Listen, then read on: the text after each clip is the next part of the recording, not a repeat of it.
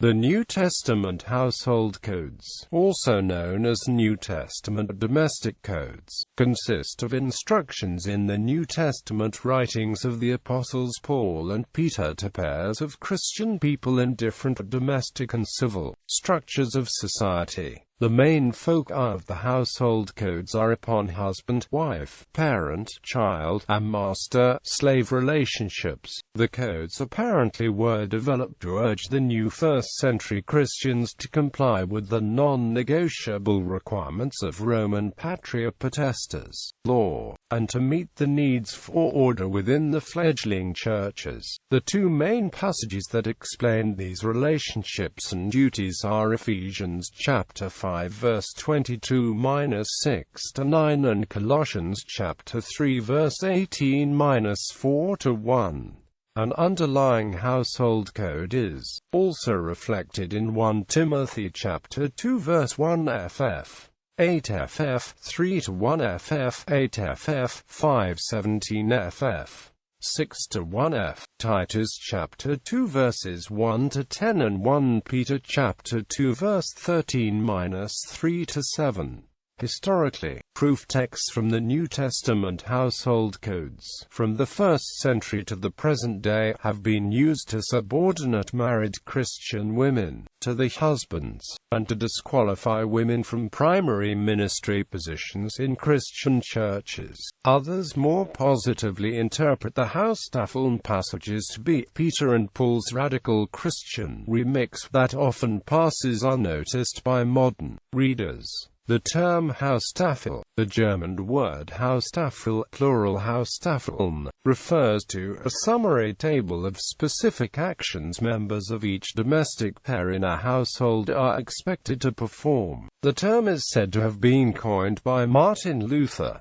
A Haustaffel is included in Luther's Small Catechism. Historical setting. According to certain studies, the public life of women in the time of Jesus was far more restricted than in Old Testament times. At the time the apostles were writing the letters concerning the household codes, Roman law vested enormous power, the rule of the fathers, in the husband over his family, which included his wife, children, Agnete descendants, slaves, and freedmen. Originally this power was absolute and included the power of life and death. He could acknowledge, banish, kill, or disown a child. A 1st-century jurist recounts the story of a man beating his wife to death because she had drunk some wine. His neighbors approved. Church-state relations in the Roman Empire at the time were far from ideal. The Christians rejected ancestral pagan customs and Hellenistic religions. Christian preaching about a new King Jesus sounded like revolution. Christians were often very unpopular and severe religious persecution of them had begun. Paul's success at Ephesus had provoked a riot to defend the cult of the goddess Artemis.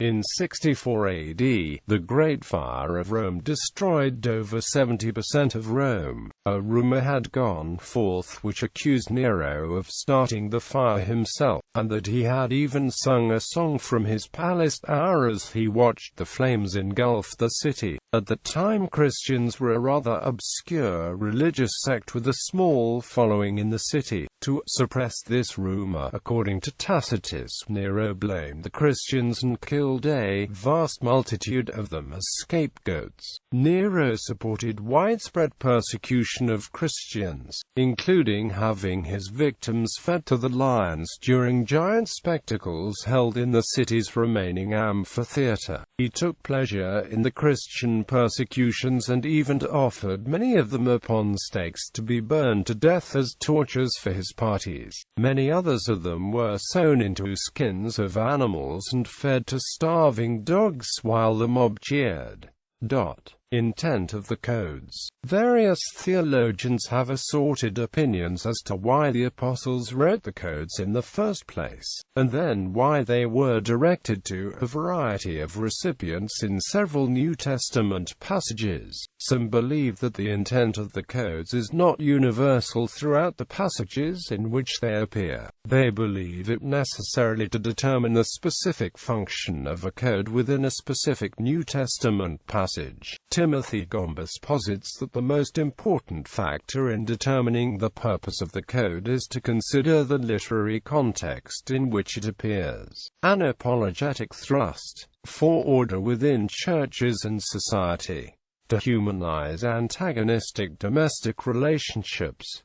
Responsibility and mutual respect. Manifesto for maintaining hierarchical attitudes. Though the suggested intents have some common threads, the following are what appear to be the predominant theories of the original intent of the household codes of Paul and Peter. An apologetic thrust. Margaret MacDonald argues that the housestaffel, particularly as it appears in Ephesians, was aimed at reducing the tension between community members and outsiders. The early Christian Church, from its inception until the persecution under Nero in 64 AD, was tolerated by the Roman authorities, who regarded it as merely another Jewish sect. The relationship between the Church and Judaism was far more tempestuous, as can be seen within the Acts of the Apostles. Prior to the burning of Rome, the persecution was from the Jews. The Christians were regarded by both the common people and the authorities as being separatists. The Christian lifestyle itself distanced it from that of the pagan world. During the first centuries, imperial Roman authorities considered Christian loyalty to Christ as disloyalty to the state. Toivo Pili reports that the vast majority of Rome's citizens and subjects experienced no burden of conscience even to public human sacrifices. The views of Christians tended to be seen quite differently, since they added theological and ethical evaluation to all civil acts. When Christians opposed an imperial cult, they were deemed to have denied the emperor's right to rule. Toivo Pili writes how Pliny the Younger explained his policy for dealing with Christians. If for 3 times they did not deny being Christians, he sentenced them to death, because, whatever kind of crime it may be to which they have confessed, the pertinacity and inflexible obstinacy should certainly be punished. Pili argues that Christians may have taken too literally the attitude of the first apostles. We must obey God rather than men. He characterizes it as a curiously subversive text when compared with Romans chapter 13, which opens with the injunction to let everyone be subject to the governing authorities, for there is no authority except that which God has established. Theologian Timothy Gombas, in his scholarly article about the housestaffel in Ephesians, says that biblical scholars have typically treated it as a resource in the debate over the role of women in ministry and in the home. Without agreeing with that view, Gombas finds that most scholars regard the housestaffel to have an apologetic thrust in Ephesians. This majority view is that Paul was attempting to shield the new Christian movement from the suspicion that it might undermine contemporary social structures and ultimately threaten the stability of the Roman Empire. Gombas cites Craig Keener as claiming that groups accused of undermining the moral fabric of Roman society thus sometimes protested that they instead conformed to traditional Roman values, by producing their own lists or household codes fitting those normally used in the day. Quote, similarly, Gombas cites David Balk's book about the code in 1 Pet. 2:13-3-9. Balch concludes that both Philo and Josephus used similar strategies when facing accusations that Jewish proselytism was ruining the social fabric of Roman society.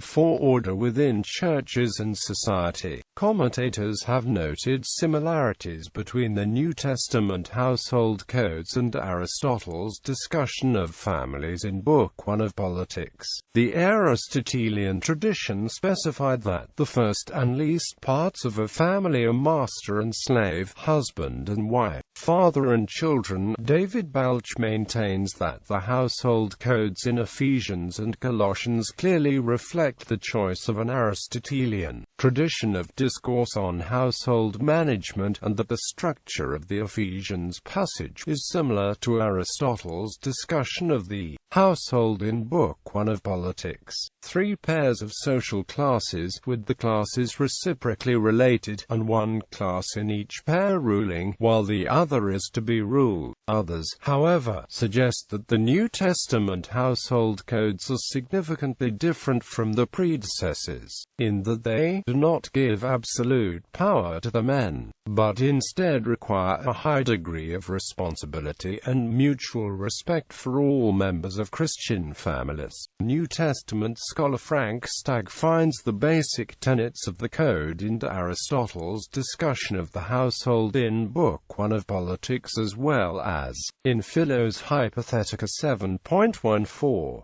He believes the several occurrences of the code in the New Testament were intended to meet the needs for order within the churches and in the society of the day, essentially restraints to meet the threats of moral anarchy. Labeling it as libertinism, Stagg envisions a scenario in which for some of Paul's hearers, particularly women and slaves, being freed from the law was an invitation to reject all restraint. Similarly, Crouch concludes that the household code was developed to counteract the threat of a form of enthusiasm, such as that which appeared within some of the new Christian churches, that was threatening to undermine the basic structures of first-century society. Crouch comments that women and slaves, in particular, sought to extend the newfound Christian freedom to relationships outside the church as well as within it. Galatians is considered by many scholars to be one of Paul's earliest extant writings.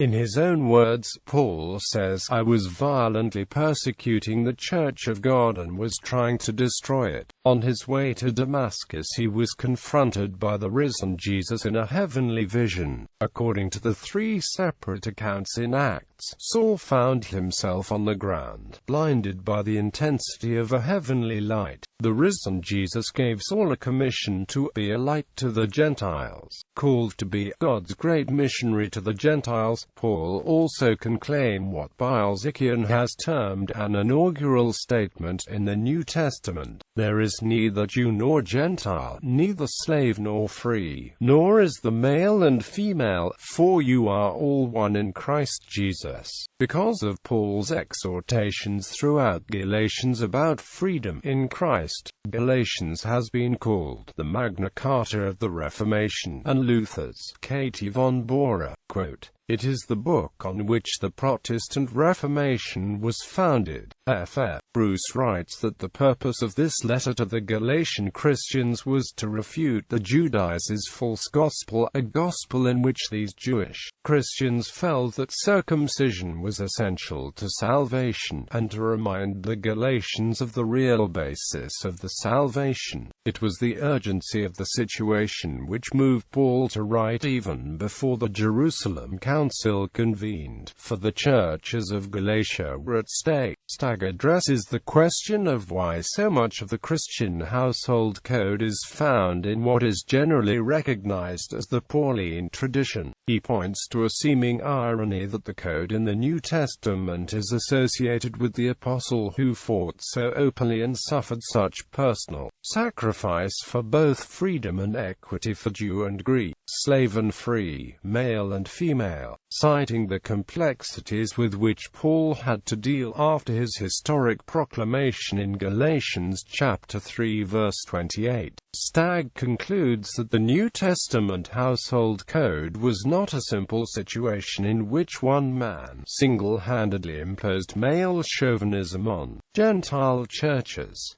He suggests that Paul's strong emphasis stemmed from the perennial tension between freedom and order, pointing out that freedom is ever at the risk of its abuse in terms of permissiveness, disorder, anarchy, or chaos.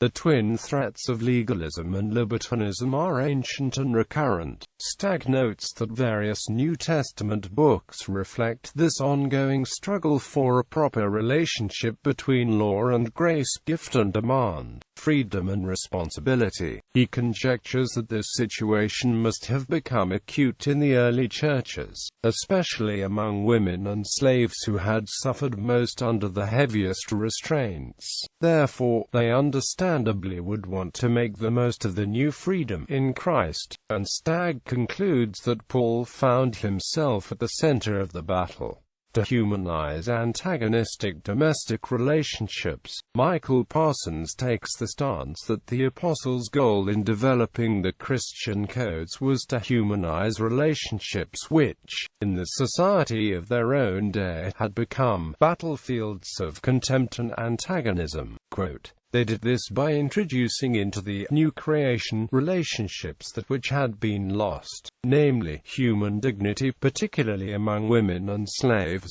while acknowledging that the household codes did not originate with Christianity. He considers them being radically transformed by the Christian authors. He writes that the apostles used the contemporary form of the Haustafeln in their ethical instruction with creative and imaginative pastoral insight.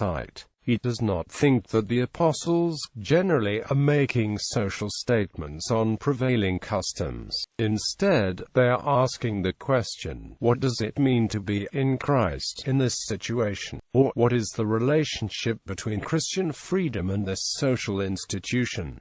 Parsons finds the implications to be profound. Even slaves are responsible. The possibility of living a Christian life depends solely on Christ's grace, not circumstance. Parsons maintains that the Haustafeln in Ephesians and Colossians are clearly written to those within the church, not those outside. Many believe that in the 2 Corinthians passage, the Apostle Paul is speaking to situations of, at a minimum, potential disorder in the churches, to include the breaking of all social order. Therefore, he believes the purpose of the New Testament household codes likely was a call to order in an unruly church. But Parsons says whatever the overall purpose of each particular Haustafel might have been, it is certain that the paired relationships are explained by the relationship to Christ. Correspondingly, new behavior is expected from Christian believers in each of those social situations. Each member of the 3 pairs is equal to the other in Christ, but they are not to presume on that new position and make it an excuse for behaving in any unchristian manner. There is no room in an in Christ relationship for feelings of antagonism, of superiority and inferiority, or of dehumanizing pride, responsibility and mutual respect. Jesuit author Felix Just also finds similarities between many other Greco-Roman moral writings and 4 of the later New Testament epistles.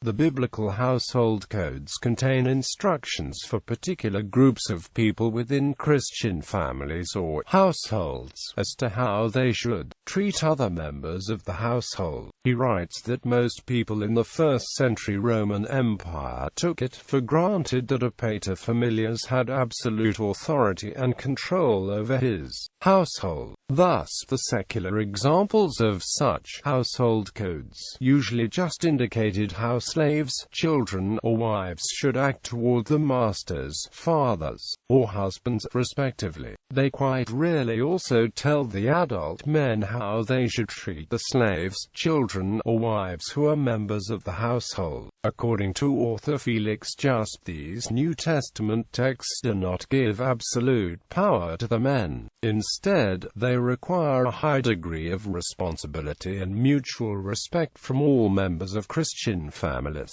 but do not show the full equality of the various members of a household compared to modern egalitarianism. egalitarian views. Manifesto for maintaining hierarchical attitudes. Timothy Gombas argues that in the letter to the Ephesians, Paul of Tarsus was laying out a manifesto for the new humanity, painting in broad strokes a vision for how believers ought to conduct themselves in new creation communities. He believes the status quo in at least the Ephesians world was patterned after the character of what he calls the old humanity, selfish and self-destructive behavior that was oriented according to that of its rulers. In Ephesians chapter 5 verses 18 to 21, Gombas says Paul gives a comprehensive view of what relationships ought to look like in the new humanity. He continues, the Haustafel, therefore, is a manifesto for the new creation people of God and does not merely have the modern notion of the nuclear family in view, though certainly it includes this. In short, it presents a comprehensive view of how relationships in what he terms the new humanity should be structured. Gombas writes, the old humanity has been corrupted by the malign influence of the powers and authorities, and the new humanity, the Church, is the new creation people of God, created according to God in righteousness and holiness of the truth, and wholly oriented by the self-sacrificial love of Christ. He finally concludes that Paul is not simply being socially conservative by maintaining a place for hierarchicalism, nor is he merely trying to shield early Christian communities from imperial pressure. Rather, Paul's exhortations are radical in that they directly confront and subvert the social structures of contemporary society.